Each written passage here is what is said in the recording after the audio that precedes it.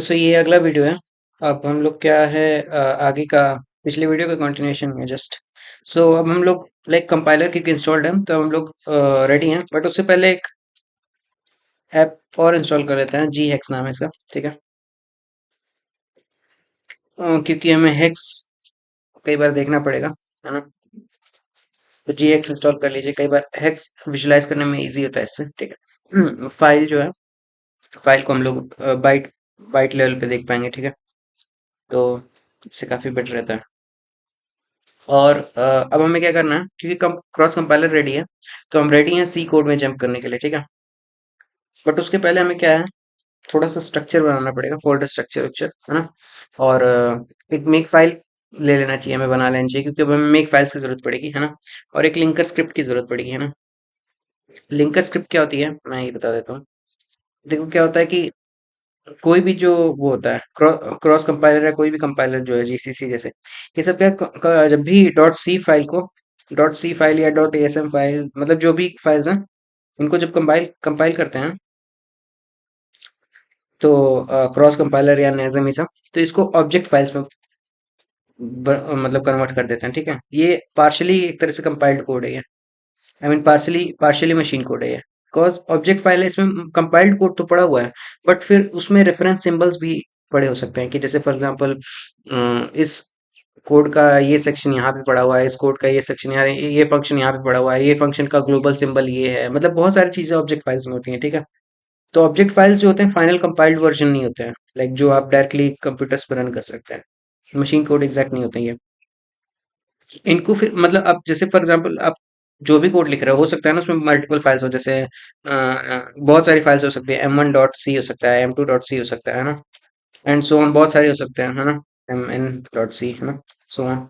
तो ये सभी सभी कंपाइल होके क्या है, ऑब्जेक्ट फाइल्स बनाएंगे, है ना, सभी ऑब्जेक्ट फाइल्स बनाएंगे। सबका ये O1 हो सकता है, इसका इसका ऑब्जेक्ट फाइल जो आएगा वो O2 आ सकता है, एंड इसी तरह से इसका इसका ऑब्जेक्ट फाइल जो है ON आएगा, है ना।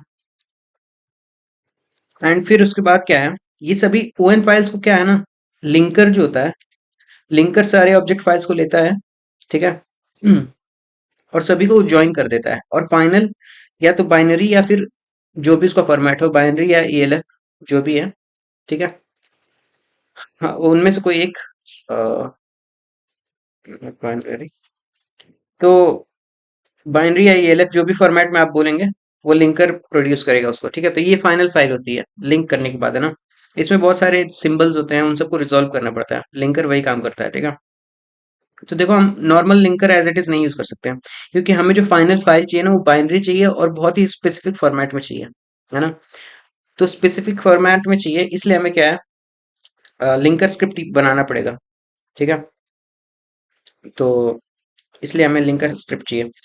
और बाकी क्रॉस कंपाइलर तो इंस्टॉल्ड ही हो गया, है ना, पिछले वीडियो में किया था। तो सबसे पहले तो अम, एक फाइल बनाओ, मेक फाइल, ठीक है, ठीक है। और इसमें क्या है, सबसे और एक फोल्डर बनाते हैं, फोल्डर स्ट्रक्चर, ठीक है। देखो एक तो सोर्स फोल्डर होगा, ठीक है, जिसमें सारा लाइक हमारा वो कोड पड़ेगा। एक फोल्डर होगा जो हमारा लाइक बाइनरी के लिए होगा, जो फाइनल आउटपुट आएगा। और एक फोल्डर जो होगा वो बिल्ड फोल्डर होगा, ठीक है। इसमें सारी चीजें जो भी मतलब पार्शियली प्रोसेस्ड कोड है वो बिल्ड में आएगा, फुल्ली प्रोसेस्ड कोड जो आएगा बिन में आएगा, और ये हमारा कोड जो होगा वो सोर्स कोड इसमें होगा। इसमें हम लोग सोर्स में बूट डॉट एसएम डाल देते हैं, ठीक है, क्योंकि सोर्स में ही। और ये इसको डिलीट कर दो, इसकी जरूरत नहीं है, ठीक है। तो मेक फाइल, इसमें देखो मेक फाइल क्या करता है, मेक फाइल ऑटोमेट करता है बिल्ड प्रोसेस को, ठीक है। तो इसमें क्लीन लेबल, क्लीन लेबल क्या है, सिंपल सा, जैसे हम देखो मेक मेक जो है, oops, not here, control, sorry, CD करो पहले, ये वाला यहाँ से आउटपुट करो, इसको एग्जिट करो। और ये हमें वैसे अब इसकी जरूरत नहीं है, ठीक है, इसको पूरा डिलीट कर सकते हैं इस फोल्डर को, ठीक है। तो cd ls सोर्स फोल्डर आप डिलीट कर सकते हो, सब अपना जो है ओपीटी में पड़ा हुआ है, ठीक है। तो rm rf, ठीक है, एंड डॉट स्लैश सोर्स, इसकी जरूरत नहीं है। ठीक है, तो ये डिलीट हो जाएगा सोर्स फोल्डर। ठीक है, और हमें अब नया टर्मिनल खोल लो। हाँ, आई थिंक ये पूरा हो गया। ठीक है, इसको बंद कर दो, इसकी जरूरत नहीं है। तो हम लोग कर्नल में हैं। तो मेक फाइल्स क्या होती हैं? ये जो देखो, मेक फाइल ऑटोमेट करती है प्रोसेस को, बिल्ड प्रोसेस को। तो जो भी आप मेक करके आगे लिखते हो ना, जैसे मेक दिस मेक दैट, तो उस लेबल, वो लेबल एग्जीक्यूट होने लगता है। ठीक है, और बाय डिफॉल्ट मेक जो फाइल होगा, अगर कोई लेबल नहीं डाला आपने, सीधा मेक डाला, तो जो भी पहला लेबल वो देखेगा वो एग्जीक्यूट करने लगता है मेक फाइल। ठीक है, तो ये लेबल है। इसमें हम लोग क्या करेंगे, इसमें सबसे पहले हम लोग बाइनरी फोल्डर और बिल्ड फोल्डर को पूरा डिलीट कर देंगे। ठीक है, तो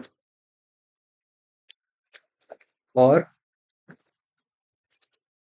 डॉट स्लैश बिल्ड। ठीक है, ये क्या करेगा, पूरा सब कुछ डिलीट कर देगा, ताकि हम वापस तो सब कुछ वापस बिल्ड कर पाए। ठीक है, और ठीक है, तो ये उनको डिलीट करके एक नया फोल्डर बना देगा। इससे क्या करेंगे हम लोग, लाइक दोबारा हम लोग स्टार्ट कर पाएंगे। तो मेक क्लीन हमें बस करना पड़ेगा और वो सारा डिलीट हो जाएगा, एंड देन तो बेसिकली पूरा ये क्लीन हो जाएगा ना। समझ में आ रहा होगा, आई मीन मैं क्या कह रहा हूँ, कि ये फोल्डर्स डिलीट हो जाएंगे, इसके अंदर जो भी ऑब्जेक्ट फाइल्स होगी सब डिलीट हो जाएगा, तो क्लीन हो जाएगा सब। उसके बाद क्या है, अ, उसके बाद क्या है, उसके बाद हमें क्या करना है, सोर्स फाइल में एक वो चाहिए होगा, मेन जो बूट डॉट एएसएम तो है ही, है ना। बूट डॉट एएसएम तो है ही। हमें एक कर्नल एंट्री फाइल चाहिए होगी। ठीक है, तो हमें क्या है, एक फाइल बनानी है, कर्नल डॉट एएसएम। ठीक है, और एक सी सी फाइल बनानी है। ठीक है, colonel dot C.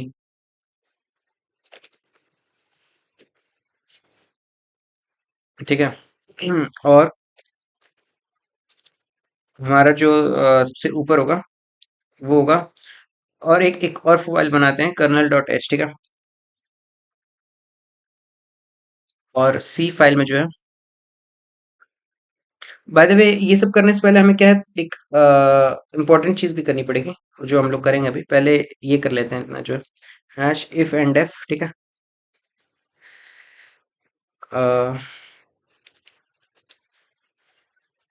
If and F kernel as hash define. ठीक है, एंड इफ। ठीक है,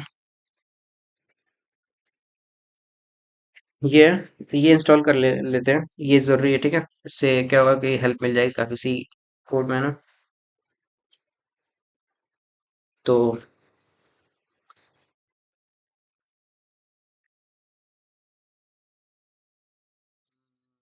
और हमें क्या है, लिंकर स्क्रिप्ट भी चाहिए होगा।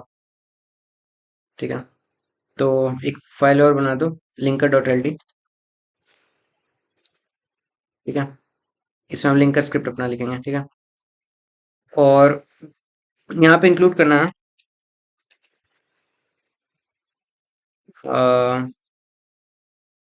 Colonel dot H. ठीक है, और फिर उसके बाद कर्नल, हमारा स्टार्ट फंक्शन जो एंट्री फंक्शन होगा, ये होगा void कर्नल। ठीक है,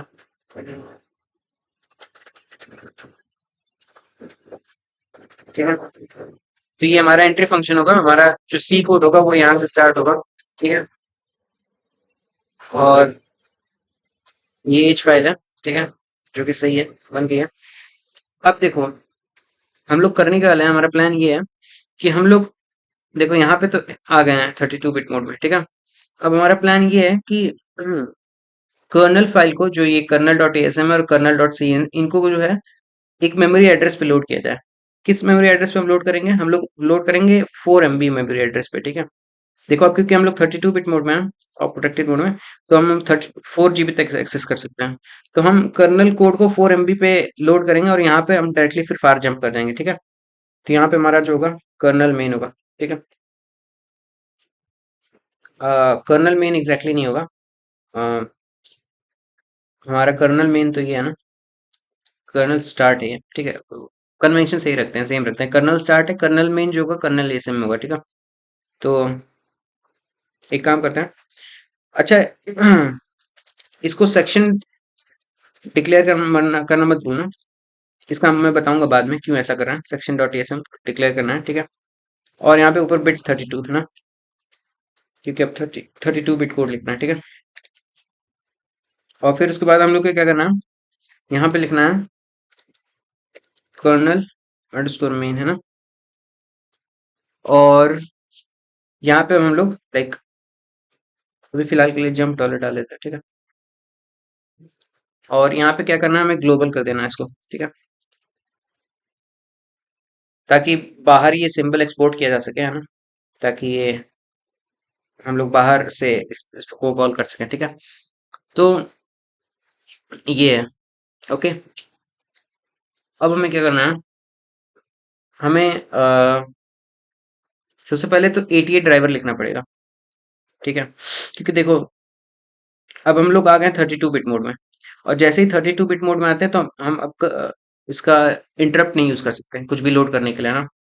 जो इंटरप्ट था हमारा वो तो चला गया ना, इंटरप्ट टेबल, तो वो तो चला गया, तो अब उसका नहीं यूज किया जा सकता है। तो अब क्या है, हमें खुद का एटीए ड्राइवर यूज लिखना पड़ेगा, ठीक है। एटीए ड्राइवर लिखना पड़ेगा। तो सबसे पहले तो एक एक सेफ एड्रेस पे स्टैक सेटअप कर देते हैं, ठीक है। तो स्टैक पॉइंटर में हम लोग मूव करते हैं, 1 MB मूव कर देते हैं, ठीक है।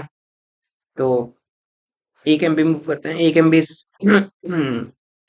आई थिंक 1 MB भी नहीं, हम लोग एक काम करते हैं, 1 MB is like too much, 1 MB पे कुछ कॉन्फ्लिक्ट आ सकते हैं, हम लोग एक काम करते हैं 4 MB कर देते हैं, ठीक है। तो 4 MB इन हेक्स इज देखो 4*1024, ठीक है, *1024, ठीक है। This is this many, this is 4 MB location, है ना। तो कुछ नहीं, बस ठीक है, स्टैक पॉइंटर में ये मूव करना है हमें, ठीक है। तो परफेक्ट, हमारा स्टैक भी सेटअप हो गया है। अब हमें क्या करना है, एटीए ड्राइवर से ATA PIO and ATA PIO OS def, ठीक है।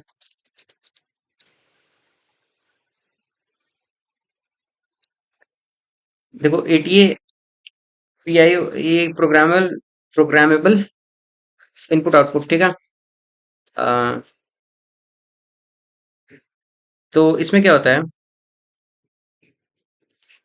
है एटीए पीआईओ में कि हम लोग मैनुअली क्या होते हैं, लाइक देखो जनरली क्या होता है ना, हम लोग के जो मॉडर्न ऑपरेटिंग सिस्टम्स हैं वो, उनको जब कुछ भी मेमोरी में डेटा लोड करना होता है तो वो वन बाय वन नहीं करते हैं, ठीक है। वो क्या होता है, डीएमए के थ्रू कर लेते हैं, ठीक है। बट हम लोग डीएमए नहीं करने वाले क्योंकि वो इस स्टेज पे फिजिबल नहीं है, ठीक है। हम लोग पीआईओ यूज करने वाले हैं, ठीक है। और एटीए पीआईओ, ठीक है। इसमें क्या होता है कि हम लोग क्या करेंगे कि पोल करते रहेंगे, ठीक है, बार बार। और बेसिकली सीपीयू का यूज करेंगे हम लोग one by one data transfer करने के लिए मेमोरी में, ठीक है। जनरली क्या होता है कि सीपीयू को ये सब काम खुद नहीं करना पड़ता है, ये सब ऑटोमेटिकली अदर हार्डवेयर कर देते हैं, ठीक है। उनको डायरेक्ट मेमोरी का एक्सेस दे दिया जाता है, ठीक है। बट एटीए पीआईओ में हम खुद से करेंगे क्योंकि इसमें सिंपल वे में हो जाता है, ठीक है। तो ये उसके बारे में डिटेल्स हैं। और ठीक है, हमें एटीए पीआईओ ड्राइवर लिखना पड़ेगा, ठीक है। उसका थोड़ा कोड हमें देखना पड़ेगा।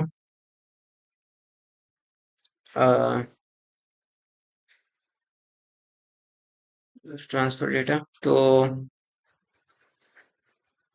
ये सी कोड है एंड एटीए ड्राइवर ये है, ठीक है। A complete single tasking polling PIO mode, ठीक है। Driver for reading hard disk, ठीक है। Note this following routine should all include some form of OS specific time out, ठीक है। तो do a single tasking PIO read, inputs EBX, number of sectors to read, EDI is destination buffer है ना, ESI is driver data struct, and I believe driver data struct की जरूरत नहीं है हमें, ESI, and then EBP is the relative LBA, the offset. ये बहुत ही complicated driver बनाने की बात है, ठीक है, हमें इतना कॉम्प्लिकेटेड नहीं चाहिए, ठीक है। अ, हम लोग क्या करने वाले हैं, सिंपल सा ATA PIO ड्राइवर लिखने वाले हैं, ठीक है।